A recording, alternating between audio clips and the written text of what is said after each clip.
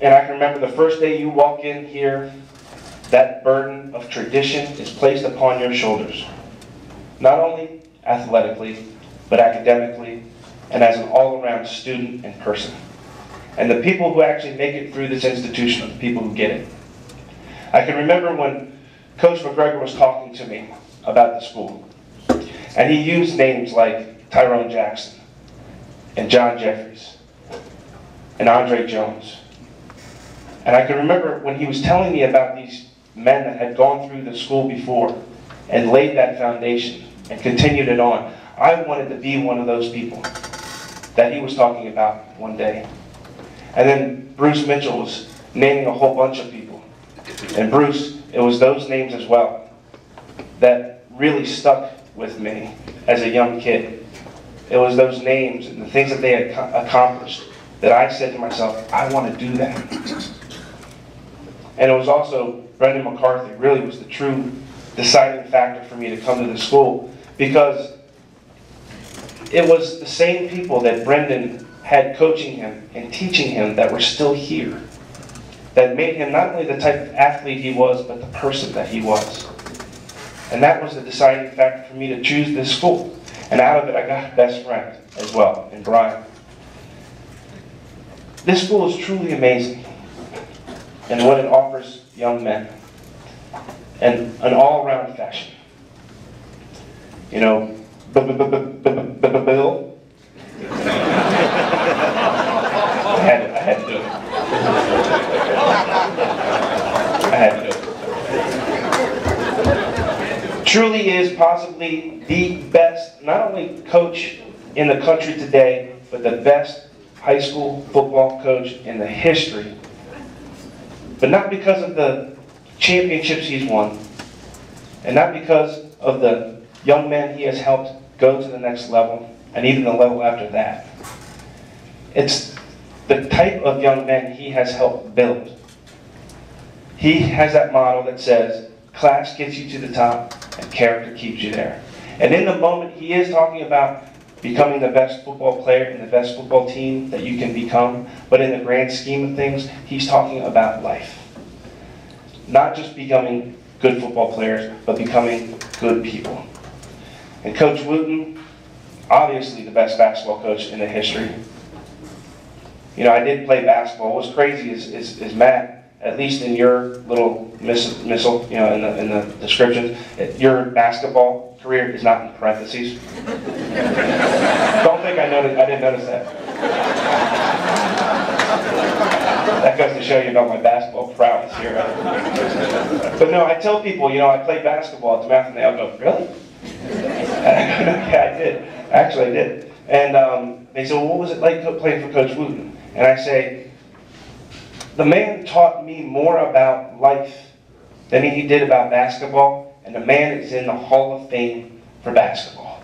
That right there tells you so much about Morgan Wooten as a human being, as a person, as a teacher. And Morgan, I thank you for all of that. I tell people that I use almost on a daily basis something that Coach Wooten had taught me. And then there's John Moylan. A little story about John Moylan. John took a day and drove up to Philadelphia when I was in the ICU unit to visit me by himself. He was just by himself. And it was just me in the room. And he came in, and I had a respirator. I was on a respirator, had it in my mouth. I was incubated, you know, couldn't speak or talk or do anything. And I was, you know, only just a few days out of having, you know, broken my neck and injured my spinal cord. So I was very, very limited in my ability to move. Could not speak, couldn't breathe on my own, and all that stuff. John Moylan comes in and he sees me and he comes over to give me a kiss. Now, do you know what it feels like when your principal's coming down to kiss you and you can't move, or breathe, or talk?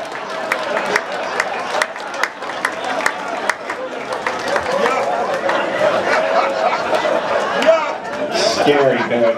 I'll tell you. So scary. But it was nice. And to this day, it really, truly taught me what John Moylan, the big bad John, so apt that was there, is. He's really a teddy bear inside who cares about all the young men that come through this institution. This institution is just unbelievable. And Dan McMahon, I want to commend you for making it out there and putting it on the website and putting it on the signs, the 6 pillars of DeMatha. Faith, service, community, academics, arts, and athletics. They're not just words. To the people on the outside, they might just be words. It might just be a catchy slogan. But for the people who have some sort of affiliation with DeMatha, know it's bigger than that. It's much bigger than that. It's a place that grows young men. I got, the greatest academic tutelage from just a group of some of the greatest teachers, from the Trinitarians, that sense of faith, the feeling of community, and really it's just family here. Mr. Campbell and Vince and Mr. Miller, it goes beyond the people who are inside the school. It's truly an amazing place.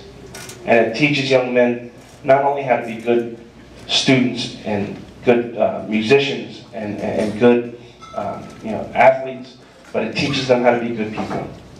And I am so humbled and honored to be now named among those names that were here before me. And so that other young men can see not just my name, but all of our names for the foundation that we have laid for them to carry on. And I would be remiss if I didn't at least recognize a few people that really laid the foundation prior to coming here. My mother, Mary, and my father, Rich. Please stand up.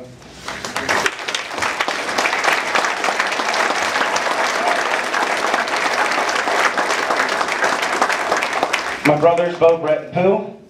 Please stand up. And their wives. And their wives. And Matt, you had it right. It's ironic, we're both pains in the asses, but we have great women next to us. My lovely wife, Leslie. Please stand up.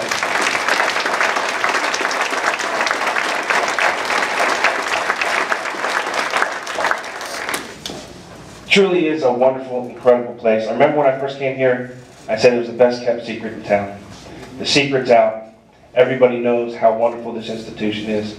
I am so honored and grateful, and I thank this school for what it has done for me, but for what it has done for all the young men before me and what it will do for them afterwards. Thank you very much, and God bless you all.